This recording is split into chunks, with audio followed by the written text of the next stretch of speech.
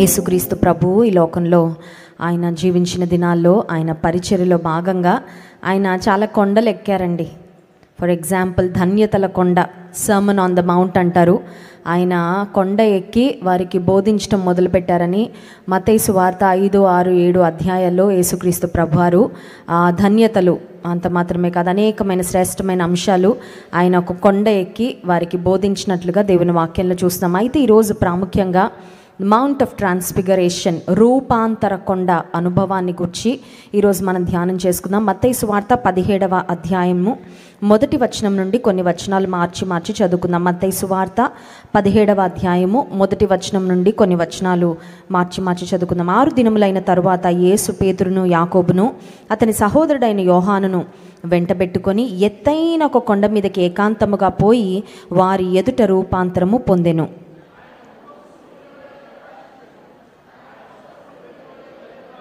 ఇదిగో మోషేయు ఏలియాయు వారికి కనబడి ఆయనతో మాట్లాడుచుండిరి.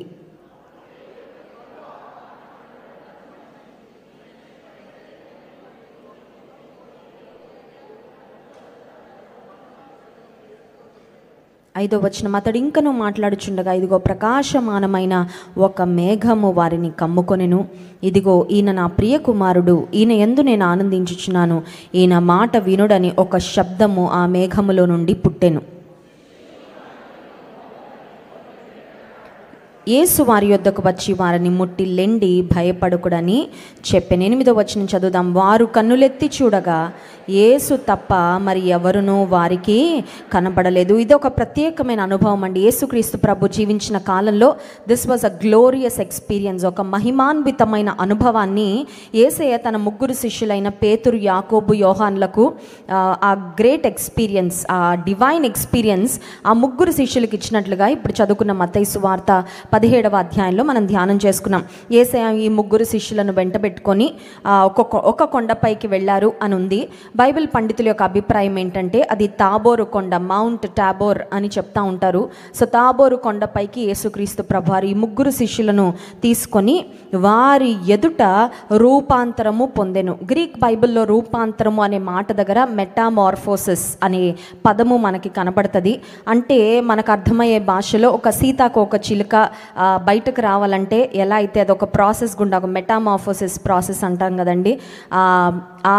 అదే విధంగా యేసుక్రీస్తు ప్రభువారు మానవ ఆకారంలోనే ఉన్నారు, కానీ ఆయన యొక్క మహిమను తన శిష్యుల ఎదుట ప్రత్యక్షపరుచుకున్న ఒక శ్రేష్టమైన అనుభవము ఈ అనుభవం. ఇప్పుడు యేసుక్రీస్తు ప్రభు వారి ఎదుట రూపాంతరం చెందినప్పుడు ఏం జరిగిందంటే 2వ వచనం అందరం కలిసి చదువుదాం. ఆయన ముఖము సూర్యుని వలె ప్రకాశించెను, ఆయన వస్త్రములు వెలుగు వలె తెల్లనివి. ఆయన ఇంగ్లీష్ బైబిల్ ఏమనుందంటే his clothes were as bright as the sun. ఇక్కడ వెలుగు వలె తెల్లని వాయును అనే మాట ఉంది. కొన్ని ఇంగ్లీష్ ట్రాన్స్లేషన్స్లో సూర్యుని కాంతి వంటి కాంతి యేసయ్య నుండి ప్రసరించటం, యేసయ్య అంత ప్రకాశమానంగా అయిపోవడము శిష్యులు చూశారు. మిట్ట మధ్యాహ్నపు వేళ సూర్యుని మనం ఎవరం కూడా నేకెడ్ ఐతో మనం చూడలేం కదండి. కొన్నిసార్లు ఈ సోలార్ ఎక్లిప్స్ ఇలాంటివి జరిగినప్పుడు కూడా డాక్టర్స్ అంటారు డైరెక్ట్గా కళ్ళతో చూడొద్దు, గ్లాసెస్ పెట్టుకొని చూడండి అని డాక్టర్స్ కూడా అడ్వైస్ చేస్తూ ఉంటారు. ఒకవేళ మిట్ట మధ్యాహ్నం సూర్యుడిని ఎవరైనా చూడడానికి ప్రయత్నం చేసినా కంటి చూపును కోల్పోయే, అసలు చూడలేము. ఒకవేళ అంత తీక్షణంగా చూసినా కంటి చూపుకే ప్రమాదం అని కూడా డాక్టర్స్ చెప్తా ఉంటారు. యేసుక్రీస్తు ప్రభువారు అంతగా ఆయన ప్రకాశించిన ఒక శ్రేష్టమైన అనుభవం, గ్రేట్ ట్రాన్స్ఫర్మేషన్. ఒక మాటలో చెప్పాలంటే ఇలాంటి అనుభవము ఇంకెప్పుడు కూడా ఆ ముందు కానీ ఆ తర్వాత కానీ జరగలేదండి. శిష్యులు ఇటువంటి దృశ్యాన్ని కన్నులారా ఆ ముందు కానీ ఆ తర్వాత కానీ ఎప్పుడు చూడలేదు. అయితే ఈ పేతురు, యాకోబు, యోహానులలో యోహాను భక్తుడు కూడా ఉన్నాడు కాబట్టి యోహాను సువార్త 1వ అధ్యాయం 14వ వచనంలో యోహాను దైవజనుడు తాను పొందుకున్న ఈ అనుభవాన్ని గురించి మళ్ళీ రాశారు. చూడండి, యోహాను సువార్త 1వ అధ్యాయం 14వ వచనం. ఆ వాక్యము శరీరధారి అయి కృపాసత్య సంపూర్ణుడుగా మన మధ్య నివసించెను. తండ్రి వలన కలిగిన అద్వితీయ కుమారుని మహిమ వలె ఆయన మహిమను కనుగొంటిమి. We have behold his glory. ఆయన మహిమను మేము చూసాం. తన అనుభవంలో నుండి తను ఏమి చూశాడో అదే ఒక ప్రత్యక్ష సాక్షిగా ఉన్న శిష్యుడైన యోహాను రాశాడు.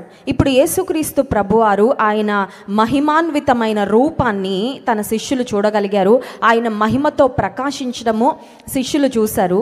యేసుక్రీస్తు ప్రభువారు ఆయన గెత్సెమనే తోటకు వెళ్ళి అక్కడ ప్రార్థన చేసి ఆ తర్వాత తను తాను అప్పగించుకునే ఆ పరిస్థితులకు ముందు యోహాను సువార్త 17వ అధ్యాయంలో కూడా యేసయ్య చేసిన ప్రార్థనలో ఆయన మహిమను గూర్చిన ఒక ప్రస్తావన చూస్తాం. చూడండి, యోహాను సువార్త 17వ అధ్యాయము 24వ వచనం.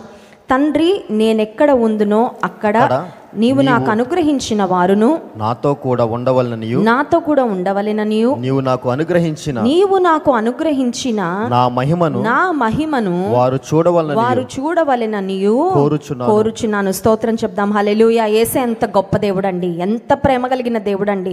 పాపులమైన మనల్ని రక్షించి ఆయన ఎక్కడుంటాడో అక్కడే, in the place where he dwells, మహిమాన్వితమైన పరలోక రాజ్యంలో ఆయన ఉండబోతున్నాడు. కాబట్టి నేను ఎక్కడుంటానో అక్కడే నా వారు కూడా ఉండాలి అని నేను కోరుతున్నానంటూ అక్కడ యేసయ్య చేసిన ప్రార్థన, నా మహిమను వారు చూడవలెనని కోరుచున్నాను.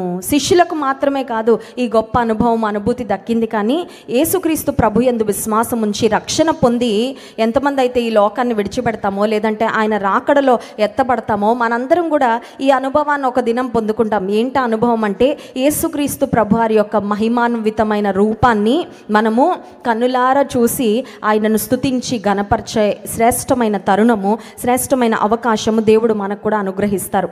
ఇప్పుడు ఈ రూపాంతర కొండపైకి వెళ్ళిన శిష్యులు పేతురు, యాకోబు, యోహానులు యేసయ్య రూపం మారడం వారు చూశారు. యేసయ్య ప్రకాశమానంగా ఉండడం వారు చూశారు. అంత మాత్రమే కాదు, యేసయ్యతో పాటు మరిద్దరు వ్యక్తులను కూడా వారు చూశారు. 3వ వచనం, ఇదిగో మత్తయి సువార్త 17వ అధ్యాయానికి తిరిగి వద్దాము. 3వ వచనం, ఇదిగో మోషేయు ఏలియాయు వారికి కనబడి ఆయనతో మాట్లాడుచుండిరి. We see 2 men from the Old Testament. వీరిద్దరు కూడా అప్పుడు బ్రతికున్న వారు కాదండి. అప్పటికి వీరిద్దరు కూడా లేరు భూమి మీద. ఎందుకంటే మోషే ఆల్రెడీ మృతి పొందాడు. అఫ్ కోర్స్ ఏలియా మనందరికీ తెలుసు, మరణము చూడకుండా దేవుని సన్నిధానానికి వెళ్ళిపోయిన దైవజనుడు. మోషేని గురించి ఆలోచన చేసినట్లయితే మోషే ధర్మశాస్త్రానికి సాదృశ్యంగా ఉన్నాడు. ఎందుకంటే 10 ఆజ్ఞల 2 రాతి పలకలు దేవుడు మోషే చేతికే ఇచ్చాడు. ఇప్పుడు పాత నిబంధన గ్రంథంలో మోషే ఒక గొప్ప నాయకుడు. అంత మాత్రమే కాదు, మోషే దేనికి సాదృశ్యంగా ఉన్నాడంటే దేవుడు తన ప్రజలకు ఇచ్చిన ధర్మశాస్త్రం. రెండవదిగా ఏలియా అనే దైవజన్ని మనం జ్ఞాపకం చేసుకుంటే ప్రవక్తలందరికీ సాదృశ్యంగా ఏలియా అనే దైవజన్ని మనం చూస్తే ధర్మశాస్త్రం యొక్క ముగింపు యేసుక్రీస్తు ప్రభువులోనే మనం చూస్తాము. ప్రవక్తలు ఎవరి గురించి ఏ మెస్సియా యొక్క రాకను గురించి ప్రవచించారో వారందరి యొక్క ప్రవచనాల నెరవేర్పు కూడా యేసుక్రీస్తు ప్రభువులో చూస్తాము. ఇప్పుడు మోషే, ఏలియాలు ఆ కొండపైన యేసయ్యతో పాటు శిష్యులకు కనబడ్డారు. ఇంకొకటి కొంతమంది బైబిల్ పండితులు ఏమని వ్యక్తపరుస్తారంటే అభిప్రాయము, మోషే చనిపోయిన వారందరికీ సాదృశ్యంగా ఉన్నాడు. యేసుక్రీస్తు ప్రభు యందు విశ్వాసం ఉంచి మృతి పొందిన వారికి మోషే సాదృశ్యంగా ఉంటే ఏలియా ఎవరికి సాదృశ్యంగా ఉన్నాడంటే మరణము చూడకుండా మధ్యాకాశంలో 2వ రాకడలో యేసయ్యను కలుసుకొని యేసయ్యతో పాటు పరలోక రాజ్యానికి ఎవరైతే కొనిపోబడతారో వారందరికీ ఏలియా ప్రవక్త సాదృశ్యంగా ఉంటే ఈ ఇద్దరు దైవజనులను యేసయ్యతో పాటు చూడగానే పేతురు దుడుకు పేతురు కదండి, పేతురుకి మంచి మంచి ఐడియాలు వచ్చేస్తూ ఉంటాయి. ఆ ఐడియాలు నేను చెప్పచ్చో చెప్పకూడదో అని ఏమీ ఆలోచన ఉండదు. కానీ ఏది అనుకుంటే అది, ఏది చెప్పాలనిపిస్తే అది.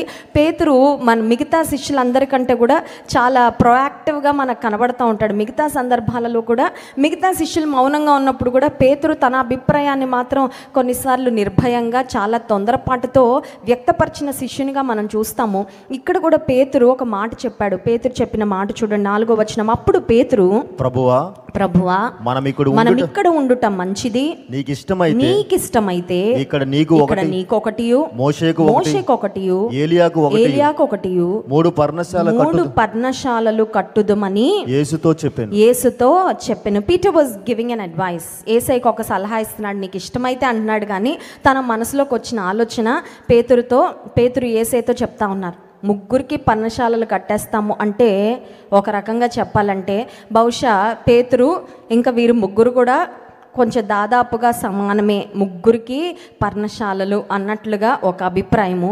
ఇంకొకటి ఏంటంటే యేసయ్య ఇంకా చేయవలసిన సిలువ కార్యము, ఇంకా ఆయన చేయవలసిన పరిచర్య, ఇంకా ఆయన చేయవలసిన తండ్రి చిత్తము నెరవేర్చుటను మరి తుదముట్టించిన యేసుక్రీస్తు ప్రభువారు చేయవలసిన కార్యాలు ఎన్నో ఉన్నాయి. సో యేసయ్య అక్కడ పర్ణశాల పేతురు కడితే అక్కడ ఉండడం, పర్ణశాల అంటే ఇంగ్లీష్ బైబిల్లో టెంట్ అనే మాట ఉంది. ఏదో బిల్డింగ్ కడతాను అనలేదు కానీ ఒక టెంపరీగా కొద్ది కాలము, కొద్ది రోజులు. మరి పేతురు యొక్క అభిప్రాయం ఏంటో తెలియదు కానీ ఏలియా అలాగే మోషేతో పాటు యేసయ్య కూడా పర్ణశాల కడతాము, మీరు ఇక్కడే ఉంటే బాగుంటుంది. ఇంకోటి పేతురు కనిపించుంటుంది, ఇలా యేసయ్య యొక్క మహిమాన్వితమైన రూపం చూస్తూ ఉంటే ఇంకా చూడాలనిపిస్తుంది. పాత నిబంధనలోని దైవజనులను కూడా మేము చూస్తున్నాం కాబట్టి ఈ ఎక్స్పీరియన్స్ ఇంకెప్పటికీ ఉంటే ఎంత. కొన్నిసార్లు మనకు అనిపిస్తుందండి టైం ఫ్రీజ్ అయితే బాగుండే, ఎప్పుడైనా అనిపించిందా? టైం అలా ఆగిపోతే కొన్ని సమయాలు ఉంటాయి, కానీ అన్ఫార్చునేట్లీ టైం ఫ్రీజ్ అవ్వదు, టైం వెళ్తానే ఉంటుంది కదా. కొన్ని అనుభవాలు మనకు అనిపిస్తుంది ఆగిపోతే బాగుండు, కొన్ని రోజులైనా ఇంకా కొన్ని గంటలైనా ఇదే ఎక్స్పీరియన్స్లో ఉంటే బాగుండు అని కొన్నిసార్లు అనిపిస్తుంది, కానీ అలా సాధ్యం కాదు. ఇప్పుడు పేతురుకి ఏమనిపిస్తుందంటే ఇదే అనుభవంలో, ఈ పరలోకపు ఈ హెవెన్లీ ఎక్స్పీరియన్స్లో ఇలా యేసయ్య యొక్క మహిమాన్వితమైన రూపాన్ని చూస్తా ఆనందిస్తూ ఉంటే ఎంత బాగుండని పేతురుకు అనిపించింది. కానీ మిగతా శిష్యుల గురించి పేతురు ఆలోచించలేదే. ఇది ఓన్లీ ముగ్గురికే, ఓన్లీ ఫర్ ద చోజన్ 3 కదండి. ఎంపిక చేయబడిన ఏర్పరచబడిన 12 మందిలో కూడా మళ్ళీ ముగ్గురికే దేవుడి అవకాశం ఇస్తే మరి మిగతా వారి సంగతి, మిగతా 9 మంది సంగతి ఏంటని ఆలోచించట్లా. తన మనసుకి ఏది అనిపించిందో అది మాత్రమే పేతురు చెప్తా ఉన్నాడు. ఇప్పుడు పేతురు ఈ మాట ఎప్పుడైతే పలికాడో 5th verse చూడండి, 5వ వచనం, అతడు ఇంకను మాట్లాడుచుండగా ఇదిగో ప్రకాశమానమైన ఒక మేఘము వారిని కమ్మెను. There was a cloud that surrounded them. అక్కడ ఒక మేఘము వారిని కమ్ముకుంది. అది సామాన్యమైన మేఘం కాదండి. వర్షం పడే ముందు మనకి మేఘాలు వస్తూ ఉంటాయి కదా, అప్పుడే వస్తే అప్పుడే పోతూ ఉంటాయి మేఘాలు. ఈ సంవత్సరం అయితే అసలు ఈ వర్షాకాలం ఒక మామూలు వర్షాకాలం లాగా లేదు, ఎప్పుడు పడేయో తెలియదు, ఎప్పుడు ఆగేయో కూడా తెలియదు, అలా ఉంది. అకాల వర్షాలు చాలా చూసాం ఈ సంవత్సరంలో ఎస్పెషలీ. ఇది వర్షం పడే ముందు వచ్చే మేఘం కాదు కానీ this was the cloud of God's glory that surrounded them. ఆ కొండపైకి వచ్చిన మేఘం ఏంటంటే దేవుని యొక్క మహిమ మేఘము. దానినే షకీనా మేఘం అని పిలుస్తారు. స్తోత్రం చెప్దాం, హల్లెలూయా. దేవుని యొక్క మహిమ మేఘము వారిని కమ్ముకోగానే ఆకాశం నుండి ఒక స్వరము వీరి చెవులకు చాలా స్పష్టంగా వినబడింది. ఈరోజు ఆకాశం నుండి వినబడిన ఆ స్వరాన్ని మనం ఒక్కసారి లోతుగా పరిశీలించి స్తుతి ఆరాధనలోనికి వెళ్దాం. ఎప్పుడైతే దేవుని మహిమ మేఘం వారిని కమ్ముకుందో ఆకాశం నుండి వినబడిన దేవుని స్వరము పలికిన శ్రేష్టమైన మాటలు చూడండి. 5వ వచనం, ఇదిగో ఈయన నా ప్రియ కుమారుడు, ఈయన యందు నేను ఆనందించుచున్నాను, ఈయన మాట వినుడని ఒక శబ్దము ఆ మేఘములో నుండి పుట్టెను. స్తోత్రం చెప్దాం, హల్లెలూయా. 3 భాగాలుగా విభజిద్దామండి. ఆకాశం నుండి వినబడిన ఆ శబ్దము, ఆ స్వరము, దేవుని స్వరము పలికిన 3 ప్రాముఖ్యమైన మాటలు. వెరీ పవర్ఫుల్ వర్డ్స్, మన జీవితాలకు చాలా అవసరమైన మాటలు. మొట్టమొదటి మాట ఏంటంటే ఇదిగో ఈయన నా ప్రియా. పిల్లలు ఒకవేళ ఇంతకు ముందు కాలంలో అయితే 12 మంది ఉండేవారు, 9 మంది, 10 మంది, 12 మంది ప్రతి ఫ్యామిలీలో ఉండేవారు అప్పట్లో. ఇప్పుడైతే 1, 2, 3 చాలా గ్రేటు, ఇంకా 4 అయితే చాలా రేర్ కదండి. ఇప్పుడు 10 మంది, 12 మంది పిల్లలు ఉన్నారనుకోండి ఒక కుటుంబంలో, తల్లికి అందరంటే ఇష్టమే కానీ కొన్నిసార్లు ఫేవరెట్స్ ఉంటారండి. ప్రియమైన వాళ్ళంటే ఒక స్పెషల్ ప్లేస్ ఉంటుంది హార్ట్లో, ఒక ముక్క ఎక్స్ట్రా దాచిపెడతారు కదండి. ఏదైనా స్పెషల్ ఐటమ్ ఉంటే ఆ ప్రియమైన బిడ్డకి ఇవ్వడానికి, ఆ ప్రియమైన వారికి ఇవ్వడానికి ఏదో ఒకటి పక్కన పెడతా ఉంటారు. ఇప్పుడు పరలోకము నుండి వినబడిన ఆ స్వరము యేసుక్రీస్తు ప్రభువారిని గూర్చి ఏమని చెప్తా ఉందంటే ఇదిగో ఈయన నా ప్రియా, హీఈస్ మై బిలవెడ్ సన్. పేతురు, ముగ్గురికి పర్ణశాలలు వేస్తానని అన్నావు కదా, అంటే దాదాపు నువ్వు యేసయ్యను కూడా వారితో పాటు సరిసమానం చేద్దాం అనుకుంటున్నావేమో. He is the unique one, he is the matchless one. యేసయ్యతో ఇంకెవరిని నువ్వు పోల్చడానికి వీలు, యేసయ్యను ప్రేమించినట్లుగా ఇంక దరిదాపుల్లో కూడా ఎవరిని ప్రేమించడానికి. మన దేవుడు రోషం కలిగిన దేవుడు అండి. స్తోత్రం చెప్దాం, హల్లెలూయా. మనం ప్రేమించిన వారు మనతో పాటు ఇంకెవరినైనా కొంచెం దగ్గరగా దరిదాపుల్లో ప్రేమిస్తున్నారు అనగానే మనకేమొస్తుందండి, కొన్నిసార్లు రోషం వస్తుంది, కోపం వస్తుంది. వాళ్ళు ఎవరు అసలు? నన్ను ప్రేమించినట్లు ఎందుకు నువ్వు? కొన్నిసార్లు ఫైట్కి కూడా వెళ్తూ ఉంటారు కదండి. పొసెసివ్ అయిపోయినప్పుడు మనల్ని ప్రేమించేటట్లుగా ఇంకెవరైనా బయట వాళ్ళని ప్రేమిస్తే కొన్నిసార్లు తట్టుకోలేం. మన దేవుడు రోషము కలిగిన దేవుడు. He has given us his undivided love and attention. ఆయన ఎంత మనల్ని ప్రేమిస్తున్నాడంటే ఈ ప్రపంచంలో ఎవ్వరూ ప్రేమించలేనంతగా మనల్ని ప్రేమిస్తున్న దేవుడు, ఆయనను మనం ప్రేమించిన దానిలో మిగతా ఇంకెవ్వరిని కూడా దగ్గరికి కూడా తీసుకురావడానికి వీలు. ఈయన నా ప్రియ కుమారుడు, he is my beloved son. ప్రియ కుమారుడు అని యేసుక్రీస్తు ప్రభువారిని గూర్చి ఆకాశం నుండి స్వరము శబ్దం వినబడితే, ఇప్పుడు ప్రియ కుమారుడైన యేసుక్రీస్తు ప్రభువారి యందు విశ్వాసం ఉంచి ఆయనను వెంబడించే మనము కూడా దేవుని పిల్లలం అయితే సరిపోదండి. పిల్లలు అంటే అందరు పిల్లలే, ప్రియమైన పిల్లలు అవ్వాలి. స్తోత్రం చెప్దాం. హల్లెలూయా. ఎఫెసీ పత్రిక 5వ అధ్యాయము 1వ వచనంలో దేవునికి ప్రియమైన పిల్లల్లాగా ఉండాలని ఒక మాట ఉంది చూడండి. కావున మీరు ప్రియులైన పిల్లల వలె దేవుని పోలి నడుచుకొనుడి. స్తోత్రం చెప్దాం. హల్లెలూయా. దేవుని బిడ్డగా ఉంటే సరిపోదు. Don't be satisfied.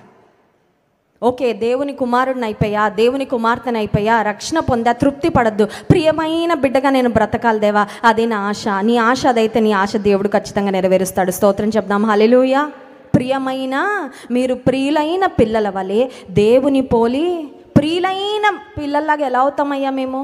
How can we become dear children to you? దేవానికి ఇష్టమైన. కొన్నిసార్లు చూడండి, కొంతమందికి మెసేజ్ పెడతాం, హాయ్ సిస్టర్, హాయ్ అని పేరు.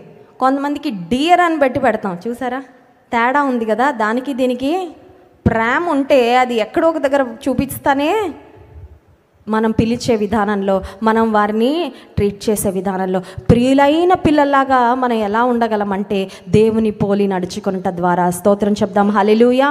సో పరలోకం నుండి, ఆకాశం నుండి వినబడిన స్వరం ఏంటంటే, ఈయన నా ప్రియ కుమారుడు. ఇంకొక మాట యోహాను సువార్త 17వ అధ్యాయము 4వ వచనం నుండి కూడా చదువుకొని ముందుకు వెళ్దాం. చూడండి, యోహాను సువార్త 17వ అధ్యాయము 4వ వచనం. చేయుటకు నీవు నాకు ఇచ్చిన పని నేను సంపూర్ణముగా నెరవేర్చి భూమి మీద నిన్ను. ఇది యేసయ్య చేసిన ప్రార్థనలో ఒక శ్రేష్టమైన మాట అండి. These were words of accomplishment. పని అయిపోయిన తర్వాత పనంతా చేసేసాను.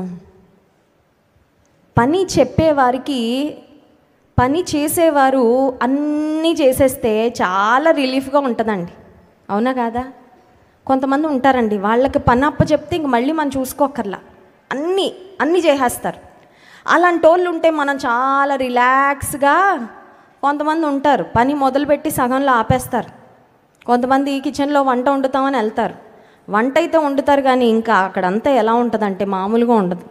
ఆ స్టవ్, ఆ సింక్ అక్కడే పడేసి ఆ కూర మాత్రం ఆ డిష్లోకి వస్తుంది, కానీ హాట్ బాక్స్లోకి మిగతా అంతా ఎలా ఉంటుందంటే, ఆ కూర వండడం ఎందుకు, నేనే అది చేసుకుంటా, ఇదంతా నాకు మళ్ళీ డబుల్ పని.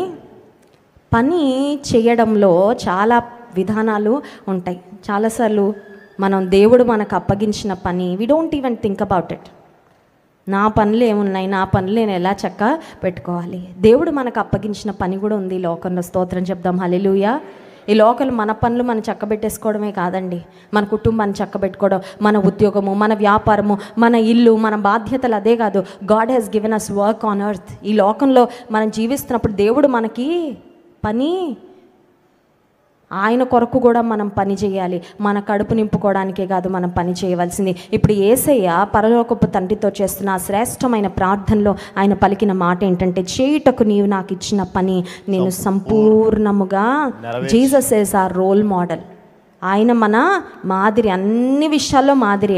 ఎందుకంటే తండ్రి ఆయనకు అప్పగించిన పని ఆయన సంపూర్ణముగా నెరవేర్చాడు. సంపూర్ణంగా నెరవేర్చిన ఈ కుమారుడు అద్వితీయ కుమారుడు, ప్రియమైన కుమారుడు అయిపోయాడు తండ్రికి. ఇప్పుడు పరలోకపు తండ్రికి మనం ఇష్టమైన బిడ్డలం అవ్వాలంటే దేవుడు మనకు అప్పగించిన పనిని మనం నమ్మకంగా చేయాలి. ఆకాశం నుండి వినపడిన శబ్దము, స్వరములో 2వ మాట చూడండి.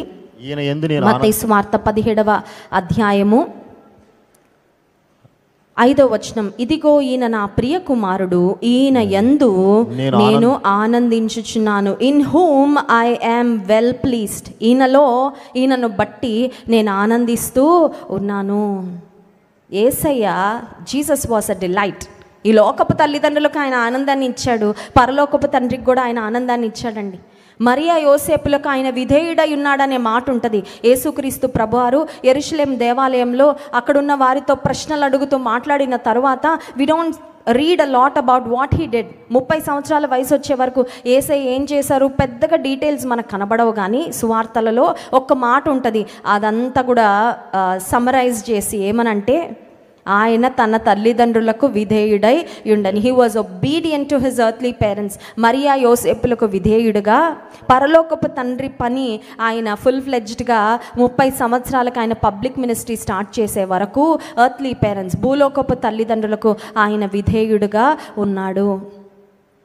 ఇప్పుడు ఈ భూమి మీద జీవిస్తున్నప్పుడు కూడా మన బాధ్యత ఏంటి, పిల్లల బాధ్యత ఏంటి, యవనస్తుల బాధ్యత ఏంటి, వివాహం అయ్యే వరకు ఎస్పెషలీ పరలోకపు తండ్రికి విధేయులుగా ఉండాలి. భూమి మీద దేవుడు మీకు ఇచ్చిన తల్లిదండ్రులకు కూడా విధేయులుగా, దట్స్ అ కమాండ్, అది దేవుడిచ్చిన ఆజ్ఞ. వివాహం అయిన తర్వాత భర్తలకు విధేయులుగా ఉండాలి. దేవుడు మీకు ఇచ్చిన యజమానులకు విధేయులుగా ఉండాలి. దేవుడు పెట్టిన ఆత్మీయ నాయకత్వానికి విధేయులుగా ఉండాలి.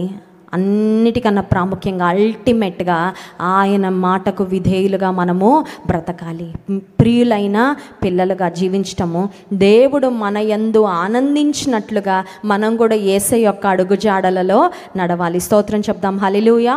యెషయా గ్రంథం 42వ అధ్యాయం 1వ వచనంలో యేసుక్రీస్తు ప్రభువారిని గూర్చి చెప్పబడిన ఒక ప్రవచనాన్ని మనం ఇక్కడ చదువుతాం. చూడండి, యెషయా గ్రంథం 42వ అధ్యాయము 1వ వచనం, ఇదిగో నేను ఆదుకొను నా సేవకుడు, నేను ఏర్పరచుకొనిన వాడు, నా ప్రాణమునకు ప్రియుడు. ఇది ఎవరి గురించి చెప్పబడిందంటే, this is talking about the messiah. యేసుక్రీస్తు ప్రభువారిని గూర్చి చెప్పబడిన ప్రవచనము యెషయా ప్రవక్త ద్వారా, ఈయన నా ప్రాణమునకు ప్రియుడు. యేసయ్య ప్రియుడుగా ఉన్నాడు, పరలోకపు తండ్రికి ప్రియమైన కుమారుడుగా, ఆయనను ఆనందపరిచిన కుమారుడుగా ఉన్నాడు. ఇప్పుడు యేసయ్యని పోలి నడుచుకునే మనము, రక్షణ పొందిన మనం కూడా ప్రియులుగా దేవుని కొరకు సాగాలి, దేవుని చిత్తాన్ని నెరవేరుస్తూ ముందుకు సాగాలి. మూడో మాట, మోస్ట్ ఇంపార్టెంట్ వర్డ్, చాలా అత్యంత ప్రాముఖ్యమైన మాట ఆకాశం నుండి వినపడిన శబ్దములో మత్తయి సువార్త 17వ అధ్యాయం 5వ వచనం చూడండి. ఇదిగో ఈయన నా ప్రియ కుమారుడు, ఈయన యందు నేను ఆనందించుచున్నాను, ఈయన మాట వినుడి. Hear him. అంతే, ఈయన మాట వినండి. అంటే సింపుల్గా చెప్పాలంటే, మీరు సలహాలు ఇవ్వకండి, సైలెంట్గా విన్న మాటకు విధేయత చూపించడం నేర్చుకోండి. మీరు వినుటకు వేగిరపడక, మీరు మాట్లాడుటకు కోపగించుటకు వేగిరపడద్దు, వినుటకు వేగిరపడాలి. Be quick to hear but slow to speak and slow to be angry. యాకోబు పత్రిక 1వ అధ్యాయంలో చూస్తాం. చాలాసార్లు మాట్లాడడానికి ఎంత ఉబలాట పడిపోతూ ఉంటాము. ఒకసారి ఒక డిస్కషన్లో కూర్చోగానే we want to share our points కదా, నా దగ్గర ఏముందో నేను అది చెప్పేయాలి, నా దగ్గర ఏది ఉందో నేను అది మాట్లాడేయాలని తొందరపడు. కొన్నిసార్లు ఎస్పెషలీ ఏదైనా గొడవలు, ఏదైనా డిస్కషన్స్ ఉన్నాయనుకోండి, ఇటోళ్ళు అరుస్తూ ఉంటారు, అటోళ్ళు అరుస్తూ ఉంటారు, ఎవరి మాట ఎవరికి వినపడదు. ఎందుకంటే ఎవరికి వారికి మాట్లాడాలి, జస్టిఫై చేసుకోవాలి, నేనే కరెక్ట్ అనిపించుకోవాలి. దేవుని వద్దకు వచ్చినప్పుడు మాత్రం మనందరం నేర్చుకోవాల్సిన ఒక అనుభవం ఏంటంటే, వినుట నేర్చుకోవాలి. The king who was rejected by God, దేవుని ద్వారా తృణీకరించబడిన రాజైన సౌలు తృణీకరించబడ్డానికి కారణం ఏంటి? What was his sin? అతని పాపం ఏంటి అని ఆలోచన చేస్తే వినలేదండి, దేవుడు చెప్పిన మాట వినలేదు. అందుకే 1 సమూయేలు గ్రంథము 15వ అధ్యాయము 22వ వచనంలో సమూయేలు ప్రవక్త ద్వారా దేవుడు పలికించిన మాటలు చూడండి. 1 సమూయేలు గ్రంథం 15వ అధ్యాయం 22వ వచనం. అందుకు సమూయేలు తాను సెలవిచ్చిన ఆజ్ఞను ఒకడు గైకొనుట వలన యెహోవా సంతోషించినట్లు ఒకడు దహన బలులను బలులను అర్పించుట వలన ఆయన సంతోషించిన ఆలోచించుము. బలులు అర్పించుట కంటే ఆజ్ఞను గైకొనుటయు పొట్టేళ్ల క్రొవ్వు అర్పించుట కంటే మాట వినుటయు శ్రేష్టము. స్తోత్రం చెప్దాం. హల్లెలూయా. అర్పణలు దేవుని సంతోష పెట్టిన దానికన్నా ఎక్కువగా మాట వింటే ఆయన సంతోషిస్తాడండి. As simple as it is. నాకు వయసు చాలా పెరిగిపోయిందండి. ఇప్పుడు అందరు నా మాట వినే స్టేజ్కి వచ్చానండి. నేనే ఒక అమ్మమ్మనండి, నేనే ఒక తాతయ్యనండి. మా ఇంట్లో నా మాటే అల్టిమేట్. మా అబ్బాయి, మా కోడళ్ళు, మా మనవళ్ళు, మా మనవరాళ్ళు, మా వైఫ్ అందరు నా మాట అయినా దేవుని మాట వినాల్సిందే. దేవుడు ఆయుష్ ఇచ్చినంత వరకు ఆయన మాట వినడం నేర్చుకున్న వారు దేవుని ఆనందింపజేసేవారు. ఇందాక ఈయన యందు నేను ఆనందించుచున్నాను. బాయ్, యేసుక్రీస్తు ప్రభువారు తండ్రి చిత్తాన్ని సంపూర్ణంగా నెరవేర్చారు. He was obedient to the father. బలులు అర్పించుట కంటే చాలాసార్లు మనం యేసయ్యకి ఏదో ఒకటి ఇచ్చేసి I'm making God very happy, దేవుని నేను ఆనంద పెడుతున్నానులే అని కొన్నిసార్లు మనం అనుకుంటూ ఉంటాం, సంతృప్తి పడుతూ ఉంటాం. బలులు అర్పించుట కంటే మాట వినుట శ్రేష్టము. సౌలు రాజుగా తిరస్కరించబడడానికి, సౌలు రాజుగా దేవుడు ఆయనకి ఇచ్చిన స్థానాన్ని పోగొట్టుకోవడానికి కారణం ఏంటంటే అతని మాట వినకపోవడం. మన జీవితంలో కూడా కొన్నిసార్లు శ్రేష్టమైన దేవుని ఆశీర్వాదాలు వచ్చినట్టు వచ్చి కొన్నిసార్లు పోతూ ఉన్నాయేమో. దానికి కారణం ఏంటంటే బహుశా మనం మాట వినలేకపోతున్నామేమో, దేవుని మాట లెక్క చేయడం లేదేమో, దేవుని మాటని పెడచెవిన పెడతా ఉన్నామేమో. ఇశ్రాయేలీయులు మనం జ్ఞాపకం చేసుకుంటే అరణ్య యాత్రలో ఐగుప్తు నుండి బయటకు వచ్చిన తర్వాత they started their journey towards the promise land. వాగ్దాన దేశం వైపు వారు ప్రయాణాన్ని ప్రారంభించారు. కానీ అన్ఫార్చునేట్ థింగ్ ఏంటంటే, బాధాకరమైన విషయము, ఐగుప్తు నుండి బయటకు వచ్చిన అందరూ వాగ్దాన దేశంలో అడుగు పెట్టలేదు. Very sad. అందరూ విడుదల పొందారు, దేవునికి స్తోత్రం. కానీ అందరూ వాగ్దాన నెరవేర్పును చూడలేకపోయారు. ఇది చాలా జాగ్రత్తగా గమనించాలండి. ఇశ్రాయేలీయుల నుండి మనం నేర్చుకోవాల్సిన పాఠాలు ఎన్నో ఉన్నాయి. అందరూ ఐగుప్తు నుండి విడుదల పొందారు, అందరూ ఇనుప కొలిమి నుండి బయటపడ్డారు, కానీ అందరూ వాగ్దాన దేశంలో అడుగు పెట్టలేకపోయారు. అరణ్యంలోనే చాలామంది తమ ప్రాణాన్ని కోల్పోయారు. వారి యొక్క ప్రయాణము హాఫ్వే ఎందుకు ఆగిపోయింది అని ఆలోచన చేస్తే హెబ్రీ పత్రిక 3వ అధ్యాయంలో హెబ్రీ గ్రంథకర్త ఇశ్రాయేలీయుల యొక్క పరిస్థితిని గురించి చాలా చక్కగా వివరిస్తారు. చూడండి, హెబ్రీ పత్రిక 3వ అధ్యాయము 12వ వచనం. సహోదరులారా, జీవము గల దేవుని విడిచిపోవుటకై విశ్వాసము లేని దుష్ట హృదయము మీలో ఎవని యందైనను ఒకవేళ ఉండునేమో అని జాగ్రత్తగా చూచుకొనుడి. నేడు మీరు ఆయన శబ్దము వినిన ఎడల కోపము పుట్టించినప్పటి వలె మీ హృదయములను కఠినపరచుకొనకుడి. Today if you hear your voice, do not harden your heart. If you hear his voice, దేవుని స్వరం ఈరోజు మీరు వింటే మీ హృదయాలను కఠినపరచుకోవద్దు. కఠిన హృదయం స్పందించదండి. కఠిన హృదయం డజంట్ కేర్, లెక్క చేయదు. కఠిన హృదయము నాకు ఏదనిపిస్తే అది చేసుకుంటా పోతా అనుకుంటుంది. కఠిన హృదయం సెన్సిటివ్గా ఉండదు, స్పందించే హృదయంగా ఉండదు. దైవజనుడు హెచ్చరిస్తూ ఉన్నాడు, అరణ్యంలో చాలామంది మరణించారు ఇశ్రాయేలీయులు, వాగ్దానాన్ని స్వతంత్రించుకోలేకపోయారు, వాగ్దాన దేశంలో అడుగు పెట్టలేకపోయారు. వారిలాగా మీరు అవ్వడం నాకు ఇష్టం లేదు. మీరు ఈరోజు దేవుని స్వరాన్ని వింటే, దేవుని శబ్దాన్ని వింటే మీ హృదయాలను కఠినపరచుకోవద్దు. 18వ వచనం చూడండి. తన విశ్రాంతిలో ప్రవేశింపరని ఎవరిని గూర్చి ప్రమాణము చేసెను? అవిధేయులైన వారిని గూర్చియే కదా. కాగా అవిశ్వాసము చేతనే వారు ప్రవేశింపలేకపోయిరని గ్రహించుచున్నాము. 18-19 వచనాల్లో 2 ఎక్స్పీరియన్సెస్, 2 అనుభవాలు ఇశ్రాయేలీయులను వాగ్దాన దేశంలో అడుగు పెట్టలేకుండా ఆపేసాయి. ఏంటవి అంటే, ఒకటి అవిధేయత, రెండవది అవిశ్వాసం. అవిధేయత అంటే మాట వినకపోవడం, రెండవది మాటను నమ్మలేకపోతేనే వినలేం కదండి. కొన్నిసార్లు నమ్ముతాం కానీ వినాలంటే బద్ధకం. దేవుని మాటకు విధేయత చూపించాలంటే ఏదో అడ్డుపడతా ఉంటుంది. దేవుని మాటకు విధేయత చూపించలేకపోవడానికి ఇశ్రాయేలీయులు దేవుని వాగ్దానాన్ని స్వతంత్రించుకోలేకపోవడానికి 5 కారణాలు. మొట్టమొదటిది అవిధేయత, రెండవది అవిశ్వాసము, మూడవది వారిలో ఉన్న తిరుగుబాటు ధోరణి అండి. తిరుగుబాటు అంటే ఏంటంటే rebellious mind. A rebellious mind leads to a rebellious life. తిరుగుబాటు చేసే మనసు, ఆలోచన, ధోరణి తిరుగుబాటు జీవితానికి దారితీస్తాయి. ఇశ్రాయేలీలు కూడా మోషే అహరోనులకు విరోధంగా తిరుగుబాటు చేశారు. భూమి విడిచి దాతాను, అబీరాము, కోరహు వారిని మింగేసిందంటండి. తిరుగుబాటు చేసిన వారికి ఇశ్రాయేలీలందరి కళ్ళ ఎదుట దేవుడు కఠినమైన శిక్ష పంపించాడు. కళ్ళ ముందు ఎందుకు చూపించాడంటే, మీరు అదే రూట్లో వెళ్ళారంటే మీకు కూడా అది జరుగుతుంది. పాత నిబంధన గ్రంథంలో దేవుడు చాలా కఠినంగా వ్యవహరించేవాడు. ఆయన ఆజ్ఞలు మీరిన వారికి. ఇశ్రాయేలీలు వాగ్దాన దేశంలో ప్రవేశించలేకపోవడానికి కొంతమంది కారణం ఏంటంటే అవిధేయత, అవిశ్వాసము, తిరుగుబాటు. 4వది సనిగినవారు. సనుగుట కూడా పెద్ద పాపమే. సనుగుట మనం ఏమనుకుంటాం, చిన్నదే. నువ్వు సనగడం సింపుల్ అనుకుంటావు, కానీ నువ్వు సనిగి పక్కన వాళ్ళ ప్రాణాన్ని విసిగిచ్చేస్తావు. నీకు అర్థం అవట్లా కదండి. సనిగే భార్యలు భర్తకి ఎంత విసుగో, ఎంత ఇబ్బందికరంగా. దేవునికి విరోధంగా కొంతమందికి సనుగుడు అలవాటు అయిపోద్ది. పిల్లల మీద సనగడం, భర్త మీద సనగడం, అత్తగారి మీద సనగడం, కరెంటు పోగానే కరెంటోడి మీద సనగడం, బస్సు లేటుకు వస్తే ఏపీఎస్ఆర్టీసీ వాడి మీద సనగడం. ఇంక ఇది ఒక జీవిత ఇంకంతే అన్నమాట, లైఫ్ స్టైల్ అయిపోతూ ఉంటుంది. అందరి మీద సనుగుతారు. వర్షం వస్తే మబ్బుల మీద ఇంకేదో వదలరు వాళ్ళు. సనుగుడు బ్యాచ్.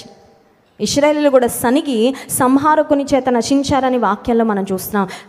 అవిశ్వాసము వలన, అవిధేయత వలన, తిరుగుబాటు వలన, సనుగుట వలన కూడా ఇశ్రాయేలీలు కొంతమంది వాగ్దానాన్ని అయితే పొందారు, కానీ వాగ్దానం యొక్క నెరవేర్పును మాత్రం చూడలేకపోయారు. అంత మాత్రమే కాదు, ఇంకొక మాట కూడా ఉంది చూడండి. దేవుని విడిచిపోయే అనుభవం. 12వ వచనం, జీవము గల దేవుని విడిచిపోవు నట్టి విశ్వాసము లేని దుష్ట హృదయం. దేవుణ్ణి విడిచిపెట్టి వెళ్తే ఇంకా వాగ్దానాలు ఎక్కడ నెరవేరుతాయి?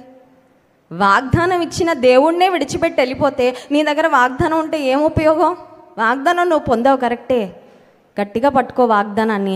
వాగ్దానం ఇచ్చిన దేవుని వాగ్దానం కన్నా గట్టిగా పట్టుకో. స్తోత్రం చెప్దాం. హల్లెలూయా. If you hold fast God, దేవుని గట్టిగా పట్టుకుంటే ఆయన వాగ్దానాన్ని ఖచ్చితంగా నీ జీవితంలో నెరవేరుస్తాడు. ఇప్పుడు పేతురుకు, యాకోబుకు, యోహానుకు కొండపై వినపడిన శబ్దము. ఏంటా శబ్దం అండి? మత్తయి సువార్త 17వ అధ్యాయము.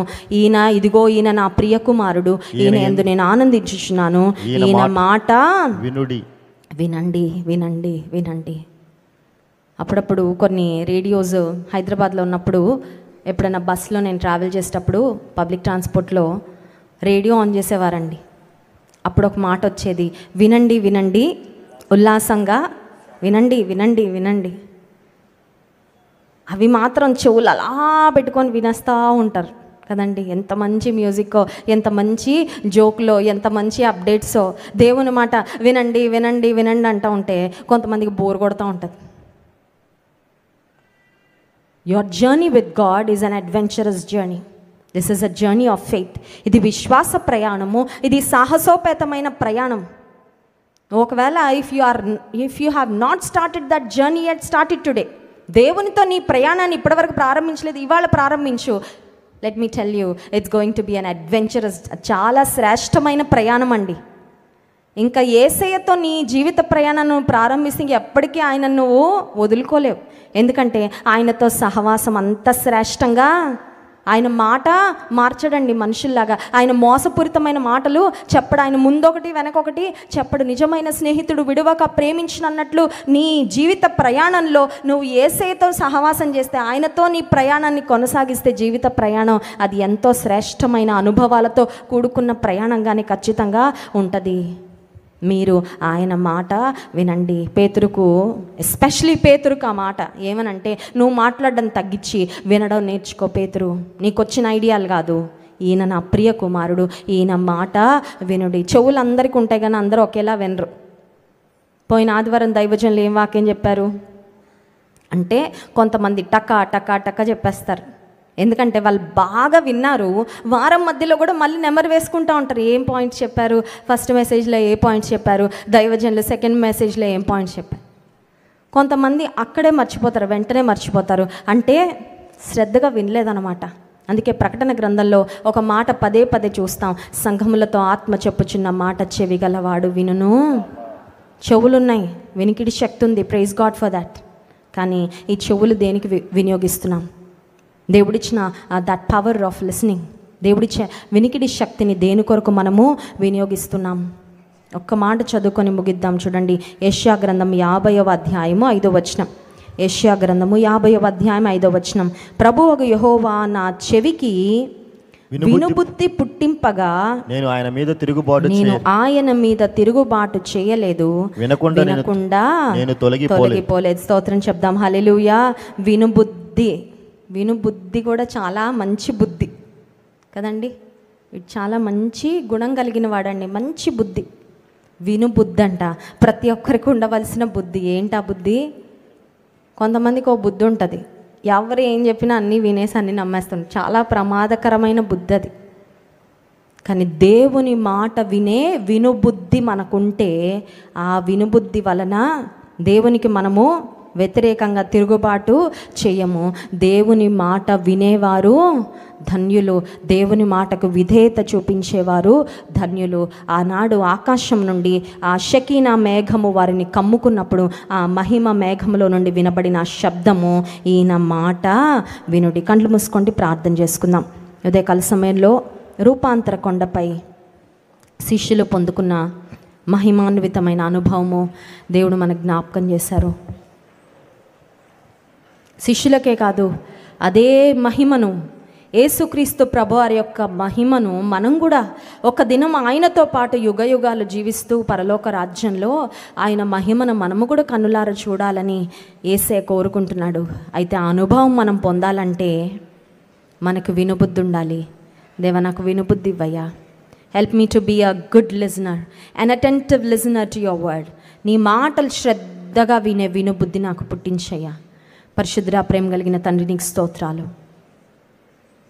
ఈయన నా ప్రియ కుమారుడు, ఈయనందు నేను ఆనందించుచున్నాను, ఈయన మాట వినుడి అని శబ్దము ఆనాడు శిష్యులకు వినపడింది, ఈనాడు మాకు కూడా వినిపింపచేసావు ప్రభువా. నిజమే నాయన, నువ్వు ప్రియ కుమారుడు, నీవు అద్వితీయ కుమారుడు, తండ్రి చిత్తాన్ని నెరవేర్చిన కుమారుడు. ఏమి చేయడానికి భూమి మీదకి వచ్చావో దానంతా నెరవేర్చిన దేవుడు అయ్యా.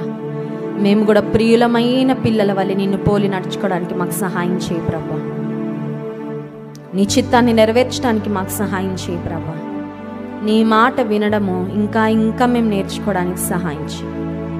నీ మాట మేము ఎన్నడూ పెడచెవిన పెట్టకుండా, నీ మాటను ఎన్నడూ కూడా నాయన మేము మర్చిపోకుండా ప్రభా, నీ మాటను దివారాత్రములు ధ్యానిస్తూ నెమరు వేసుకుంటూ నీ మాటకు విధేయులంగా సాగి నీ శ్రేష్టమైన ఆశీర్వాదాలు మేము స్వతంత్రించుకోవడానికి మీ కృప మాకు దయచేయమని యేసు నామములో ప్రార్థిస్తున్నాం తండ్రి. ఆమేన్.